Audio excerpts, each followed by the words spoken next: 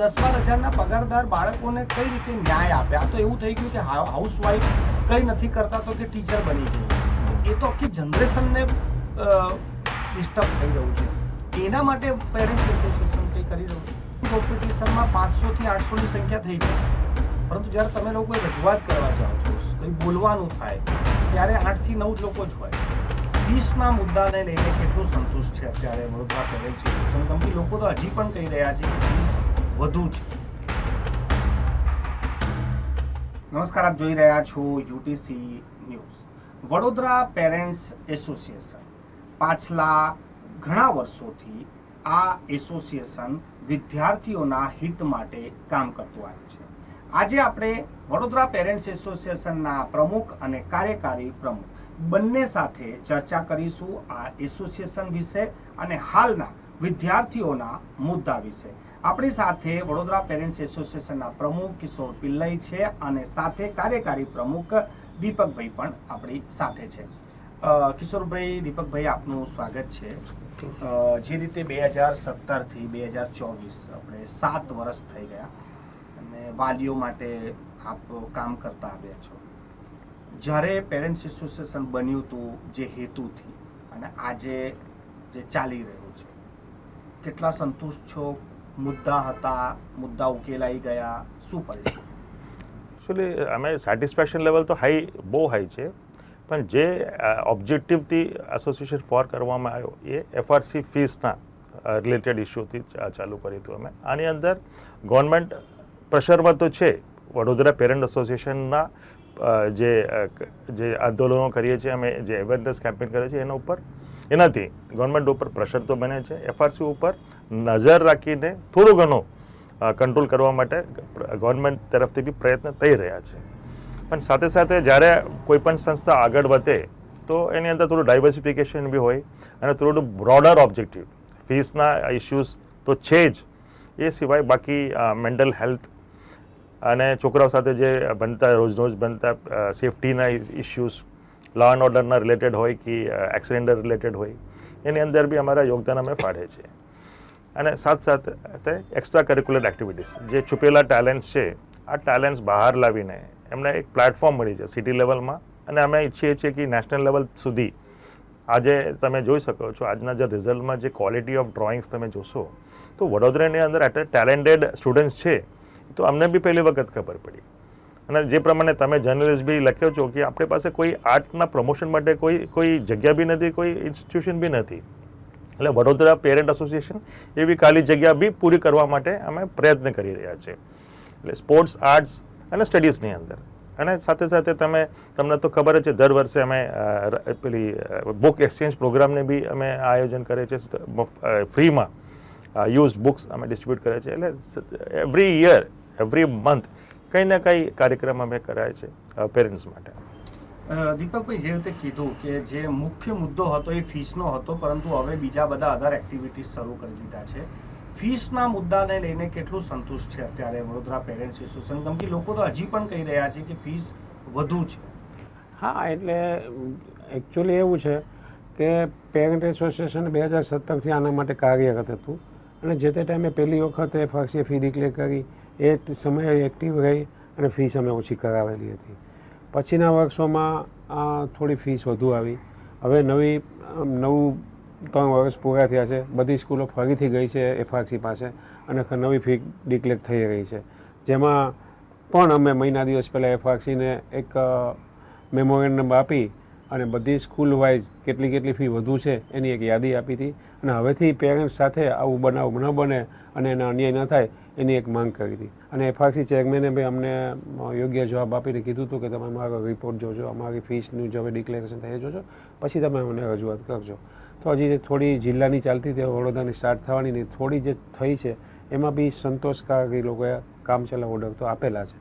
તો ક્યાંક ને ક્યાંક સાહેબે કીધું એમ કે ગવર્મેન્ટ બી પ્રેશરમાં છે અને અમે લોકોએ ખાલી વડોદરા લેવલે નહીં, ગુજરાત પેરેન્ટ એસોસિએશન બનાવેલું છે અને અમદાવાદ, સુરત આ પેરેન્ટ એસોસિએશનને જોઈન કરીને અને એક સેન્ટ્રલી માંગ થાય ને સેન્ટ્રલી વાલીઓને ન્યાય મળે એની માંગ બી કરી રહ્યા છે અને એનો પ્રયત્ન બી કરી રહ્યા છે.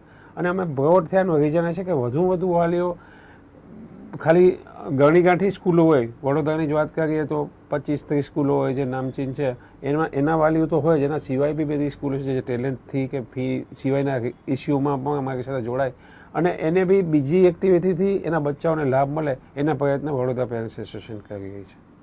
સાહેબ, જે તમે કહો છો કે આ બધું થઈ રહ્યું છે, પરંતુ એવું નહીં લાગતું કે ફીસનું સ્ટ્રક્ચર તો ઓછું થયું, ફીસ ઓછી થઈ, પરંતુ આડકતરી રીતે બીજા કરીને પણ ફીસ તો એટલી જ, જે ફીસ આજે એક સામાન્ય વાલી ભરી રહ્યો છે એ ખૂબ જ મોટું છે. જો એના 2 બાળક હોય તો એને ભણાવવું બહુ મુશ્કેલ છે. 100%ની વાત તમારી સાચી છે. આમ તમે જોવા જાઓ તો કોઈ બી પેરેન્ટ્સને કે કોઈ બી એક ફેમિલીને એનું જે બજેટ હોય છે, જે કમાતો હોય છે બજેટના, હું એમ માનીશ કે 60% તો આમાં જ ચાલી જાય છે. એનું રીઝન એ છે કે ફીસ ઓછી છે, વધુ છે. હવે ફીસ વધુ છે એટલે એને જે એક્સ્ટ્રા એક્ટિવિટીની ફીસ દેવા માટેની જે છૂટ આપી છે એનાથી સ્કૂલ એનો ગેરલાભ લઈ અને એક્સ્ટ્રા એક્ટિવિટીમાં બધું જ નાખી અને વાલી પાસે કેન પ્રકારે ફીસ વસૂલે છે અને ડબલ ફી વસૂલે છે. એટલે થવાનું શું છે કે વાલી બી મજબૂર થઈને દે છે. પણ અમે પેરેન્ટ એસોસિએશન થકી વાલીઓને માહિતગાર કરીએ છીએ, એની પાસે જઈએ છીએ. એ અમારી પાસે કોઈ બી કમ્પ્લેન લઈને આવે છે તો સ્કૂલ વાઇઝ કોઈ બી સ્કૂલ હોય તો અમે એની સાથે આંદોલન કરી કે વાત કરી અને નિવેડો લાવી અને એ એફઆરસી મુજબ ફી લઈ એની પ્રયત્ન કરીએ અને અમે એમાં સફળ પણ થયા છે. પણ આના માટે તો થોડું છે ને વાલીઓએ બી જાગૃત થઈ અને વડોદરા પેરેન્ટ્સ એસોસિએશનનો કોન્ટેક્ટ કરવો પડે તો જ અમે સ્કૂલ વાઇઝ બધું કરી શકીએ. સ્કૂલ વાઇઝ બી અમે જઈએ છીએ ને આ બધું થઈ જ રહ્યું છે. પણ આના માટે થોડુંક એફઆરસી હોય કે ડીઓ, મેઇન તકલીફ છે એફઆરસી ફીસ ડિક્લેર કરે છે, ચલો 5% થઈ, 10% થઈ, 7% થઈ, જે થઈ એના પછી જે ફીસ વધુ લેવાય છે એનું મેઇન કંટ્રોલ ડીઓ પાસે છે અને એફઆરસી ચેરમેન પાસે બી છે. એફઆરસી કમિટી તો હજી નવી છે એટલે એના માટે નહીં હું તમને કોમેન્ટ કરી શકું. પણ જે ડીઓ હતા તો અમે જે કમ્પ્લેન લઈને જઈએ કે પેરેન્ટ્સ કમ્પ્લેન તો યોગ્ય નિકાલ થતો નથી. એન સ્કૂલ કે XY એક સ્કૂલ એ સ્કૂલની પેરેન્ટ્સ ગયો ડીઓ પાસે કે આવી રીતે ફી વસૂલે છે તો એ સ્કૂલનો સમગ્ર પેરેન્ટ્સ માટેનો નિકાલ આવી જાવ જોઈએ. એની બદલે એક જ વ્યક્તિનો નિકાલ આવે એની પાછળનું શું રહસ્ય છે એ તમે બધા જાણો છો. એટલે આ બધી જ વસ્તુ છે ગવર્મેન્ટ પ્રેશરથી, વાલીઓના જાગૃતતાથી અને અમે તો બેઠા જ છીએ. તો આનાથી આનો યોગ્ય નિકાલ આવે તો વાલીને સાચો ન્યાય મળશે એવું લાગે છે મને. કિશોરભાઈ, જેમ આપે કીધું કે હવે થોડી બ્રોડ સેન્સમાં વિચારવું પડશે. ફીસ તો ચલો અલગ છે, પરંતુ એવું પણ જોવાઈ રહ્યું છે વડોદરામાં કે તમે ફીસ વાલી હાઈ ભરી રહ્યો છે, પરંતુ એના જે ટીચર્સ છે એના પગાર 10-12 હજાર રૂપિયાના પગારદાર છે. તો એ 10-12 હજારના પગારદાર બાળકોને કઈ રીતે ન્યાય આપે? આ તો એવું થઈ ગયું કે હાઉસવાઈફ કઈ નથી કરતા તો કે ટીચર બની જઈએ. તો એ તો આખી જનરેશનને ડિસ્ટર્બ થઈ રહ્યું છે. એના માટે પેરેન્ટ્સ એસોસિએશન કંઈ કરી રહ્યું છે? પેરેન્ટ એસોસિએશનના હાથમાં આ બાબતમાં તો કશું છે જ નહીં. અમે ચિંતિત તો છે જ, પણ ગવર્મેન્ટ પાસે એક વિઝન હોવું જોઈએ કે ભણતરની અંદર વડોદરાની સ્ટુડન્ટ્સ સારી રીતે ભણશે તો વડોદરામાં આગળ કંઈ આપણે પેલી આ લોકો કંઈ બનશે અને વડોદરા અને દેશ બનશે. પણ અનફોર્ચ્યુનેટલી ગવર્મેન્ટની અંદર કોઈ વિઝન નથી એડ્યુકેશનના ઉપર અને કોઈ વધારે બજેટિંગ બી નથી કરતા. ઇટ ઇઝ અ કે દરેક ડિપાર્ટમેન્ટ જેવું ડિપાર્ટમેન્ટ ઓફ એડ્યુકેશન બી ચલાવી રહ્યા છે. એની અંદર જે ફોકસ હોવું જોઈએ અને અન્ય સ્ટેટ્સની અંદર જેટલા એડ્યુકેશનની ઉપર ધ્યાન આપે છે અને એડ્યુકેશનલ એક્સપર્ટ્સના સલાહ અને સૂચનાથી એડ્યુકેશન ડિપાર્ટમેન્ટ ચલાવવામાં આવે છે એ અનફોર્ચ્યુનેટલી મેં તો 7 વર્ષથી જોઉં છું. સચિવાલયમાં તમે જાઓ કોઈને ઇન્ટરેસ્ટ નથી. દરેક ડિપાર્ટમેન્ટ ચાલે છે એવી રીતે education department is the future of this country. Quality of students આથી ભણીને લોકો મોટા મોટા હોદ્દામાં જઈને પેલી દેશ ચલાવશે, કંપનીઓ ચલાવશે, એવા જ સ્ટુડન્ટ્સને અહીંયાથી આપણે ગ્રૂમ કરવું જોઈએ. પણ વડોદરા પેરેન્ટ એસોસિએશનની અંદર લિમિટેશન છે કે અમારા પાસે તો સત્તા જ છે જ નહીં અને અમારા રેપ્રેઝન્ટેશન એફઆરસીમાં છે જ નહીં. એફઆરસી કમિટીની અંદર સ્કૂલ રેપ્રેઝેન્ટેટિવ હોય છે પણ વડોદરા કોઈ પણ પેરેન્ટ એસોસિએશનના રેપ્રેઝેન્ટેટિવ નથી. પણ કિશોરભાઈ, આ સરકારની સામે સવાલ નથી. પ્રાઇવેટ સ્કૂલોમાં તો વાલીઓ પણ તો કહી શકે ને કે ભાઈ તમારા ટીચરના એજ્યુકેશન બતાવો કે તમારા ટીચરના કેવી રીતે લોકો ભણાઈ રહ્યા છે કે ફીસ મોટી ભરે છે પણ આઉટપુટ શું? જ્યારે બોલવાનું ચાલુ થશે, દાખલા તરીકે નવરચના સ્કૂલમાં વાલીઓ ત્યાં રજૂઆત કરવા ગયા, 3 બહેનો ઉપર એફઆઈઆર થઈ ગઈ. એટલે સામધાન ધનની આ લોકો અપનાવે છે. આની અંદર પેરેન્ટ્સના બી હિંમત તો વડોદરા જેવા સિટીની અંદર, કારણ કે પેલી ખોટી ફરિયાદો દાખલ કરે છે, પ્રેશરમાં લાવે છે, છોકરાઓને બહાર બેસવામાં આવે છે. એક લિમિટેશન છે. તમે બી જાણો છો, વડોદરામાં તમે બી આ જર્નલિઝમ કરો છો, બહુ પ્રેશર પેરેન્ટ્સના ઉપર, અને ભાગ્ય 1% કે 2% પેરેન્ટ્સના અંદર બોલવાનું કોઈ હિંમત હોય છે. હું દીપકભાઈ આ જ સવાલ પૂછવાનો હતો કે ડ્રોઈંગ કોમ્પિટિશનમાં 500 થી 800 ની સંખ્યા થઈ જાય, પરંતુ જ્યારે તમે લોકો કોઈ રજૂઆત કરવા જાઓ છો, કંઈ બોલવાનું થાય, ત્યારે 8 થી 9 જ લોકો જ હોય. ના, એ તો 8 થી 9 લોકો તો આમ તમને જોવા જાઉં ને તો વડોદરા પેરેન્ટ્સ એસોસિએશનનું ઓફિસ બેગર હોય તો હોય છે. પેરેન્ટ્સ આવે છે 100-200 પેરેન્ટ્સ, જે તે સ્કૂલનો જે પ્રોબ્લેમ હોય તે 100-200 સંખ્યા બી થાય છે. જે તે સ્કૂલનું હોય તો બીજા કેમ નથી? બીજા એનું કારણ એ છે કે કંઈક અંશે જોવાની તો વાલી પોતાનું જ જોવા માંગે એવું થાય છે. અમે ઘણી વખત આ 7 વર્ષની અંદર તમે માનશો કેટલાક વાલીઓની ફીસના પ્રોબ્લેમ હતા. એક સ્કૂલમાં તો 2,40,000 જેટલી ફી હતી. અમે ડીઓ, પોલીસ સ્ટેશનના અભિયમની ટીમમાં બધાએ કાઉન્સેલિંગ કરી, સ્કૂલ પાસે જઈને માફી અપાવી, LC અપાવેલી હતી, એમાં ન્યાય અપાયો. પછી એ ન્યાય લીધેલો વાલી ફરીથી જોઈન થતો નથી. એ એવું કહે છે કે માર્ગો આવશે ત્યારે જોયું જશે.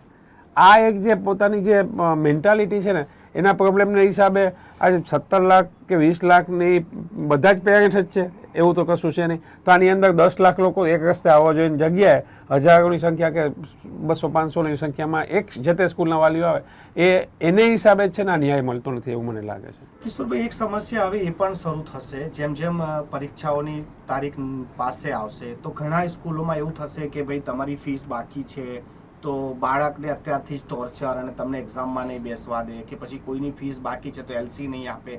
તો આવા કેસો બી હવે સત્રના એન્ડમાં આવવા લાગે છે. એના માટે કઈ પેરેન્ટ્સ એસોસિએશન વિચારે છે? ને ઓનેસ્ટલી તમને હું કહું તો આ લાસ્ટ 1-2 વર્ષથી આ જે ઘટના બહુ ઘટી, કારણ કે એમને ખબર છે parent association, Vadodara parent association involve થઈને જેટલા બી એડમિટ કાર્ડ યા LCના ઇસ્યુઝ હોય અમે સોલ્વ કરવા માટે અમે કાર્યરત છીએ, અને છેલ્લે એમને તો આપવું જ પડે. એટલે હવે આ કોઈ સ્કૂલ અગર મને પરમિટ કરશો તો એ વર્ડ યુઝ કરીશ કે કોઈ હિંમત ના કરે કે કોઈના એન્ટ્રી કાર્ડ કે કોઈ LC માંગ્યા પછી બી બાકી રાખે, એવો કોઈ સ્કૂલ હિંમત નહીં કરે. કારણ કે વડોદરા પેરેન્ટ એસોસિએશનના એક ડાક અને એક રેપ્યુટેશન છે, અને આની અંદર અમે છોડે નહીં કોઈને, અને એક કાયદા તો અમારા તરફેન છે એની અંદર. કિશોરભાઈ, એક નવી શિક્ષણ નીતિમાં એક કાયદો, હવે એક નીતિ આવી રહી છે, નિયમ કે ભાઈ 5મા અને 8મામાં પણ હવે બાળકને ફેલ કરાશે જો એ ઉત્તીર્ણ નહીં થાય તો. અને તમે કેવી રીતે જુઓ છો? આની અંદર મારા પર્સનલ ઓપિનિયન તો નથી આપવા માંગુ છું. આની અંદર પ્લસ બી છે અને માઇનસ બી છે, અને મારા પર્સનલી તમે પૂછો બટ પર્સનલ ઓપિનિયન આપી શકું છું, પણ વડોદરા પેરેન્ટ એસોસિએશન તરફથી એવું આની અંદર કોઈ રેસ્પોન્સ ના આપી શકે. પર્સનલી આવી રીતે ના હોવું જોઈએ એવું માનું છું કે આ જે પહેલે ચાલતા હતા એ પ્રમાણે ચાલવું જોઈએ. તો આ જે નવાસરથી જે પ્રપોઝ કરવા માંગે છે એ ખોટી રીતે આ ડિસ્ટર્બ કરવા માટે એક પ્રયત્ન થઈ રહ્યા છે. ખૂબ ખૂબ આભાર અમારી સાથે ચર્ચા કરવા માટે. આ હતા વડોદરા પેરેન્ટ એસોસિએશનના પ્રમુખ કિશોર પિલ્લઈ અને સાથે કાર્યકારી પ્રમુખ દીપકભાઈ, અને જે રીતે પેરેન્ટ્સ એસોસિએશનની કામગીરી ચાલી રહી છે તેના વિશે આપણે ચર્ચા કરી રહ્યા હતા. તમે પણ જો વાલી હોય, તમારા પણ કોઈ પ્રશ્નો હોય તો તમે નીચે કોમેન્ટ બોક્સમાં કોમેન્ટ કરી શકો છો. તમારા પણ કોઈ વિષય હોય કે તમને સમસ્યા હોય સ્કૂલથી તો પણ આપ અમને જણાવી શકો.